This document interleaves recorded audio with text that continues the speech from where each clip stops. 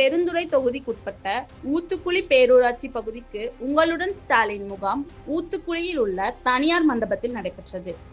இந்த முகாமினை ஆய்வு செய்துவிட்டு பின்னர் முகாமில் கலந்து கொண்ட போது மக்களுக்கு ஈரோடு மத்திய மாவட்ட திமுக சார்பில் மாவட்ட பொறுப்பாளர் முன்னாள் அமைச்சர் திரு தோப்பு ND வெங்கடாச்சலம் அவர்கள் மதிய உணவு வழங்கினார்.